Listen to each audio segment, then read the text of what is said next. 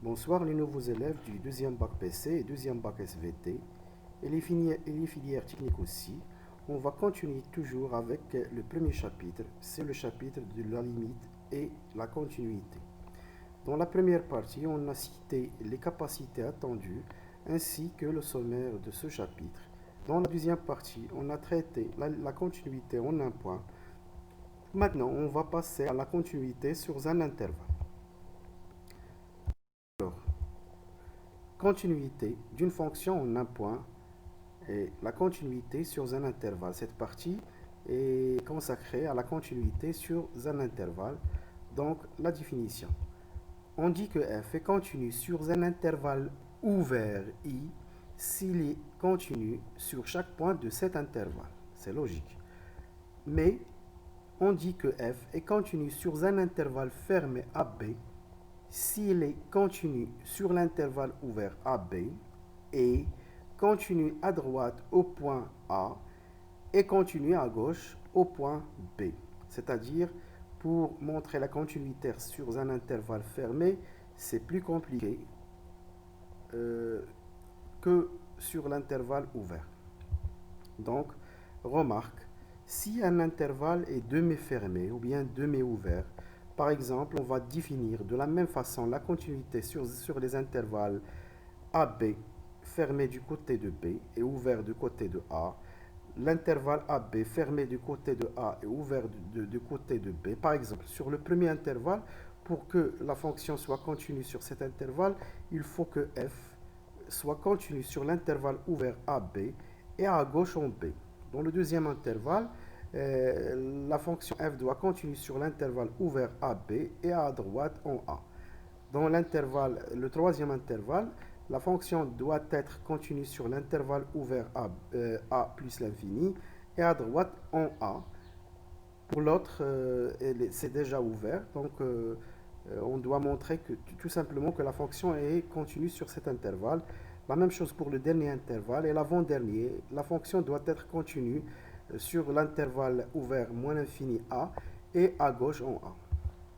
Maintenant, une propriété qui va simplifier ou bien qui va faciliter la tâche de la continuité sur un intervalle. On va traiter les fonctions usuelles avec cette propriété. Donc, les fonctions polynômes. On connaît toujours, tous les polynômes.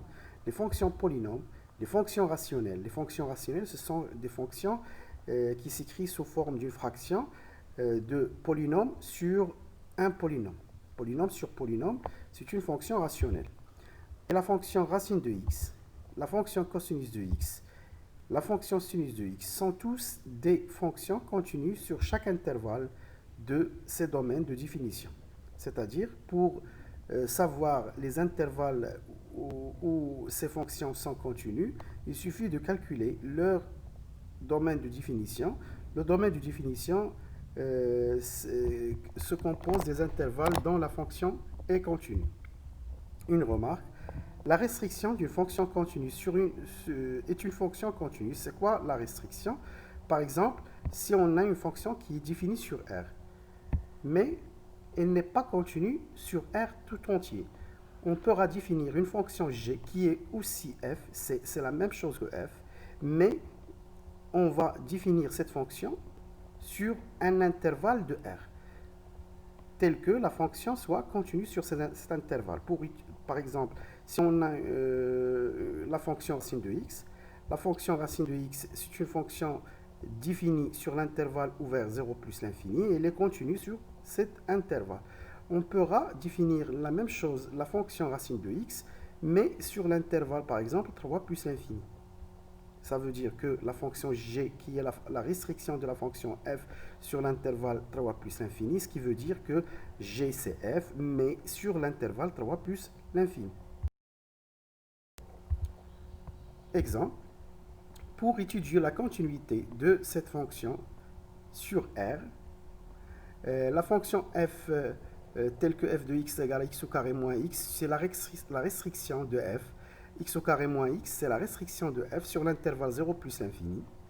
Et x sur 1 plus x au carré, c'est la restriction de f sur l'intervalle moins l'infini 0. Donc pour étudier la continuité sur R, on a x au carré moins x est continu sur l'intervalle 0 plus l'infini. Normalement, il est continu sur R, mais cette fonction est définie seulement sur l'intervalle 0 plus l'infini. Donc elle est continue sur cet intervalle, puisque son domaine de définition est R. C'est la restriction d'un polynôme, bien sûr. L'autre fonction x sur 1 plus x au carré est continue sur l'intervalle moins l'infini 0, puisque son domaine de définition, c'est cet intervalle, puisque c'est la restriction de la fonction f sur R. Donc, elle est continue, c'est la restriction d'une fonction rationnelle, donc elle est continue sur l'intervalle 0 plus l'infini. Donc, on pourra dire ici que f, elle est continue sur l'intervalle moins l'infini 0 et aussi continue sur l'intervalle 0 plus l'infini. On doit maintenant étudier la continuité en 0. Elle est déjà continue à droite en 0 puisque la fonction est fermée du côté de 0, la première fonction. Sur l'intervalle 0 plus l'infini, elle est continue sur l'intervalle fermé 0 plus l'infini. Ça veut dire qu'elle est continue à droite en 0. Donc il suffit de montrer que la fonction est continue à gauche en 0. Pour cela, on doit calculer la limite quand x tend vers 0 plus 0 moins de f de x et montrer que c'est égal à f de 0. La limite quand x tend vers 0 moins de f de x, c'est la limite quand x tend vers 0 moins de x sur 1 plus x au carré, qui est 0 sur 1 plus 0 au carré qui vaut 0. Et puisque f de 0, c'est 0, alors la fonction, elle est continue à gauche en 0, puisqu'elle est continue aussi à droite en 0, donc la fonction est continue sur R. Maintenant, on va passer aux opérations sur les fonctions continues. Donc la propriété principale, soit i un intervalle de R et lambda appartient à R, un nombre réel. Si f et g sont deux fonctions continues sur i, alors leur somme, f plus g, et leur produit, f fois g, et la fonction multipliée par un nombre réel sont aussi continus sur i. Ça veut dire la somme, le produit de deux fonctions continues, c'est une fonction continue.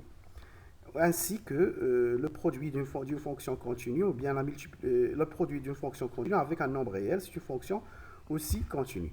Mais si on prend f et g, deux fonctions continues sur i maintenant, et pour tout x appartient à i, g de x est non nul, alors les fonctions 1 sur g et f sur g sont aussi continues sur i. Donc, si la fonction f et g sont continues sur i, on doit ajouter que le dénominateur doit être non nul pour dire que la fonction 1 sur g et f sur g, ce sont des fonctions continues sur i. Un exemple, pour montrer que la fonction f est continue sur l'intervalle i, la première fonction, f de x est égale x plus racine de x, et l'intervalle i, c'est l'intervalle 0 plus l'infini. Donc, on va travailler sur la première fonction, qui est ici. La fonction f de x, c'est une somme de deux fonctions. La première fonction, c'est x, et la deuxième fonction, c'est racine de x, sont tous les deux continus sur l'intervalle 0 plus infini. Même la fonction x est continue sur R, mais sa restriction est continue sur l'intervalle 0 plus l'infini, puisque l'intervalle 0 plus l'infini est inclus dans R. Donc ce sont deux fonctions continues sur l'intervalle 0 plus l'infini. Alors la somme de ces deux fonctions est une fonction continue sur l'intervalle i, c'est-à-dire f est continue sur cet intervalle. Maintenant, on va passer au quotient de deux fonctions polynômes, bien une fonction rationnelle.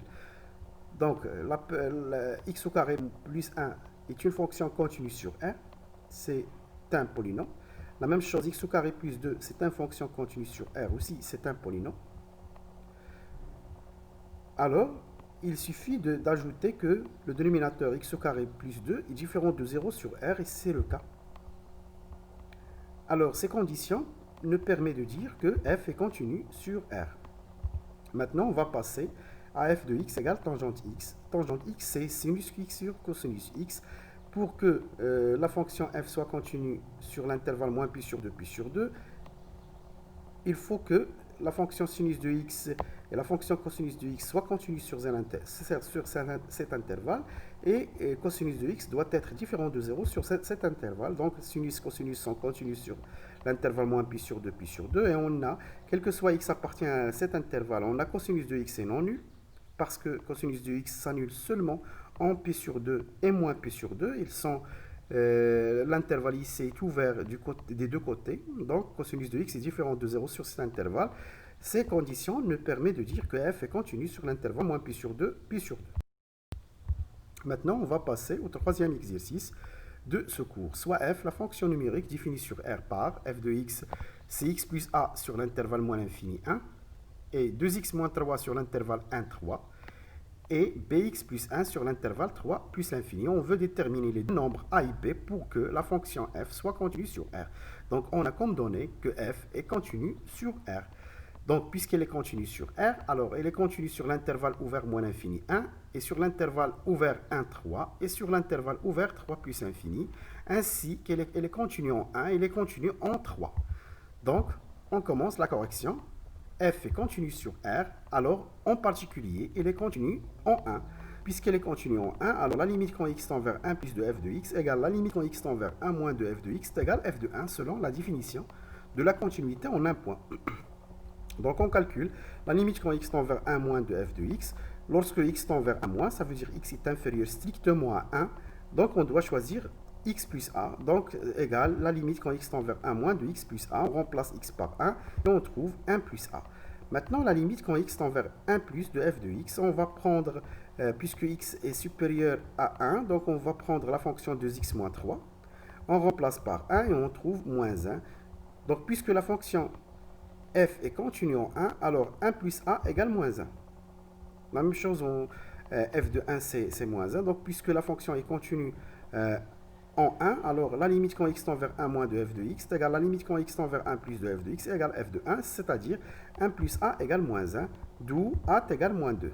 Maintenant, on va passer à la deuxième condition. F est continue sur R, alors elle est continue en particulier en 3.